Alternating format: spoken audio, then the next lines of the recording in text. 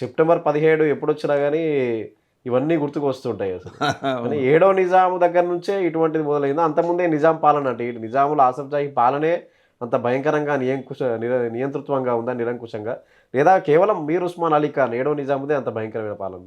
ఇవాళ నేను కొన్ని చారిత్రక సత్యాలు చెప్పదలుచుకున్నా. ఈ మధ్యలో చెప్తున్నా. అదేమిటంటే, ఏడవ నిజామే ఒక క్రూరుడు.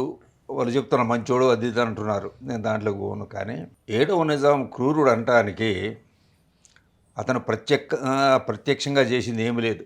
ఎందుకంటే ఏడవ నిజాం కాలం అంతకుముందు నుంచి కొంత అవుతుంది. ఏడవ నిజాం కాలం వచ్చే నాటికి మన రాష్ట్రంలో ఉన్న ప్రధానమైనటువంటిది వృత్తి ఏమిటంటే వ్యవసాయం. గ్రామాలు, చేతి వృత్తులు ఇవన్నీ ఉండేది. ఏడవ నిజాం వచ్చి నాటికి మొత్తం గ్రామీణ వ్యవస్థనంతా కూడా తన చేతుల్లో నుంచి కాకుండా జాగీర్దారులు, జమీందారులు, దొరలు, దేశముఖులు వీళ్ళకేమిటంటే అప్పగించాడు.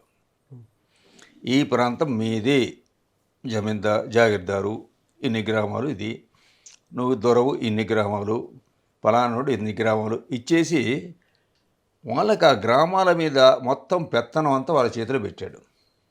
ఈయన పని ఏమిటంటే వాళ్ళందరి దగ్గర ఎంత కట్టాలో సంవత్సరానికి అని చెప్పి వసూలు చేయటం. శిస్తు పన్ను. శిస్తు కానీ ఇంకేదన్నా కానీ దాని పేరుతోటి శిస్తు కాకుండా గ్రామానికి వీళ్ళను ఒక్కొక్కరికి 10,000, 10 గ్రామాలు, 20 గ్రామాలు, 60 గ్రామాలు, 70 గ్రామాలు ఇట్లా ఉండేది. కాబట్టి వీళ్ళకి ఏమిటంటే నిజాం నవాబు వీళ్ళంతా సామంతుల్లాగా వాళ్ళకి ఇచ్చేసి వాళ్ళు సంవత్సరానికి ఇక ఈ ప్రజల్లో ఆ గ్రామాల్లో ఉండటం వాళ్ళ శిస్తు ఎంత వసూలు చేస్తాడు, ఎన్ని అరాచకాలు చేస్తారు, ఎన్ని దోపిడీలు చేస్తారు, ఇవన్నీ వాళ్ళకి ఇష్టమిక. ఆయనకు కావాల్సిన సంవత్సరానికి ఒకసారి కావాల్సినది ఇక్కడ ఈయన దగ్గర ఇచ్చిపోయారు. ఇవ్వడమే కాకుండా వాళ్ళు చేసేటువంటి ఘోరాలు గీరాలు అనేది కప్పిపుచ్చుకోవడం కోసం వచ్చినప్పుడల్లా నిజాం నవాబ్కు కానుకలుగా తెచ్చేవాళ్ళు. డబ్బు రూపంగా, బంగారం రూపంగా, ఇంకా వస్తువులు కానీ, పశువులు కానీ, ఇది కాకుండా ఆడపిల్లల్ని తెచ్చేవాళ్ళు. ఒక అందమైన అమ్మాయి ఆ ప్రాంతంలో ఉందంటే తీసుకొచ్చి ఆ అమ్మాయిని నిజాంకు గిఫ్ట్‌గా ఇచ్చేవాళ్ళు.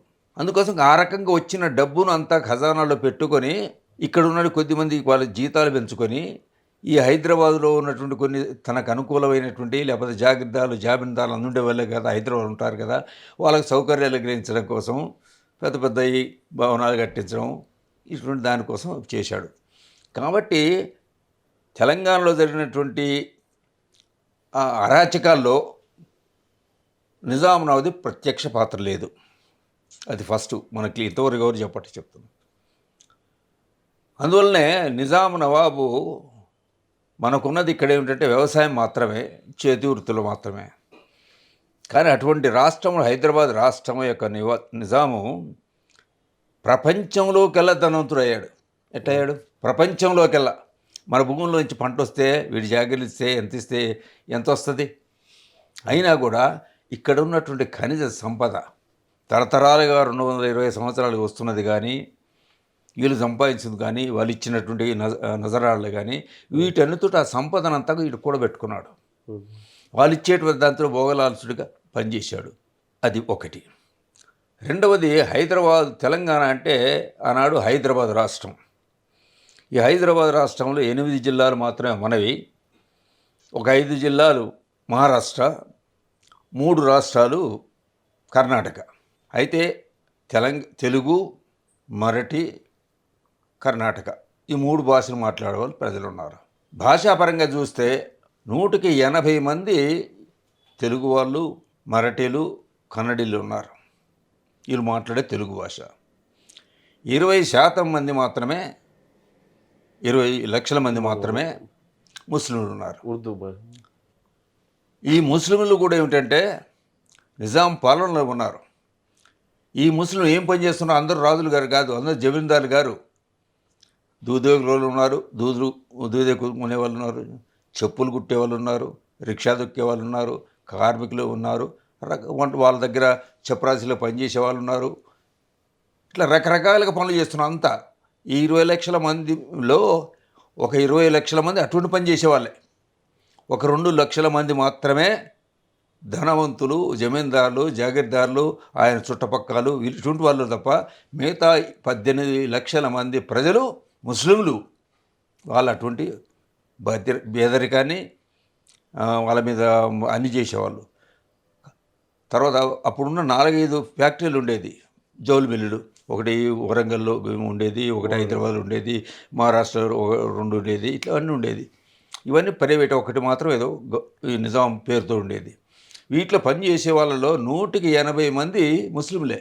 తర్వాత జైళ్ళల్లో ఉన్నటువంటి ఖైదీల్లో 178 మంది ముస్లింలే. కాబట్టి ఇది ముస్లింలకు, హిందువులకు సంబంధించింది కాదు. కాబట్టి ఈ నిజాం నవాబు, అభూస్వాములు, దొరలు, దేశముఖులు, అత్యధికులు హిందువులే. ఆ భూస్వాములు వాళ్ళంతా ముస్లింలు గారు, వాళ్ళు ఎక్కువ మంది హిందువులే. విష్ణు దేశంగా చూసుకున్నా, చెన్నారెడ్డి ప్రతాప్ చేసుకున్నా, ఎవరిని చూసుకున్నా, ఎక్కడ చిన్న దొర నుంచి పెద్ద దొర చూసుకున్నా అందరూ హిందువులు ఎక్కువ మంది. కాబట్టి ఈ ఉద్యమం వచ్చింది, ప్రారంభమైంది నిజాంకు వ్యతిరేకంగా కాదు. ఇంతమంది 80% మంది కన్నడి, మరాఠీ, తెలుగు మాట్లాడే వాళ్ళు ఉన్నా వీళ్లకు స్కూల్ పెట్టడానికి అవకాశం లేదు. చట్టనీతిగా నేరం పెట్టరు. కాబట్టి మన వాళ్ళు తెలుగులో చదువు చెప్పించుకోవడానికి పిల్లలకి ఇష్టం. చిన్న చిన్న కొద్ది పాములు రాసే పనులు చేర్చుకోవడానికి కూడా స్కూళ్ళు లేవు, చెప్పించడం వీల్లేదు. రాజభాష ఉర్దూ. కాబట్టి ఈ మొత్తం ఈ వీళ్ళంతా కూడా ఏమిటంటే మాతృభాషను మర్చిపోయేకోకుండా, మాతృభాష మీద ప్రేమ ఉన్న ఇంట్లో వచ్చిరాని భాష మాట్లాడుకోవడం తప్ప తమ పిల్లలకు తెలుగు భాష నేర్పించుకునేడానికి అవకాశం లేదు. ఆ రకంగా ప్రజాస్వామ్య హక్కులు లేవు. దొరలు, దేశముఖులు నేను చెప్పిన గ్రామాల్లో ఉంటే వాడు ఏం చేస్తే, వాడు ఎంత హింసిస్తే వాడు కొట్టి చిత్రహింసలు పెట్టి మీకు నేను చూశాను. చిన్న చిన్న తప్పు చేస్తే దొర పిలుస్తాడు, పటేల్ పిలుస్తాడు, చట్టం తెచ్చుకొస్తాడు. అరే నువ్వు ఆ తప్పు చేసినావు, నీ గొర్రెలు పోయి దాంట్లో పడ్డాయి, దీనికి నీకు మీద ఇంత జుర్మానా, రోజు జుర్మానా, 4 గొర్రెలు తీసుకొచ్చి నా దాంట్లో కలుపు, ఒక కావుని తీసుకొచ్చి దాంట్లో కలుపు, లేకపోతే ఇంకేదో చేసి ఇది చేసేయి, ఏది లేకపోతే డబ్బులు ఇచ్చేసేయి, ఇదేది లేకపోతే చెట్టు గట్టే చిత్రహింసలు పెట్టడం చిత్తబరిగలతోటి, లేకపోతే ఇంకా కొద్ది ఏదైనా రోగం దొంగ పని ఆ పని చేశాడనో తీసుకొచ్చి ఎండలో వంగబెట్టేసి కింద చేతులు పడకుండా ఇంత బండలాలు ఈపును పెట్టేవాళ్ళు. కొంతమంది కాళ్ళకు దేసి కర్ర పెట్టేస్తే ఇట్లాగే పడుకోవడం సాయంత్రం. ఇటువంటి రకరకాల చిత్రహింసలు పెడుతున్నవాళ్ళు. అడిగే దిక్కు లేదు, మాట్లాడే దిక్కు లేదు. అటువంటి పాలనలో ఉంది అది. ఈ పాలనంతా డైరెక్ట్ నేను నిజాం చేస్తున్నాను చెప్పలేదు, కింద చేస్తున్నా. కానీ చేసింది ఈయన అనుమతి ఇచ్చాడు కదా. నిజాం నడిచినంత నిజాం రాజ్యం బాధ్యుడు కదా.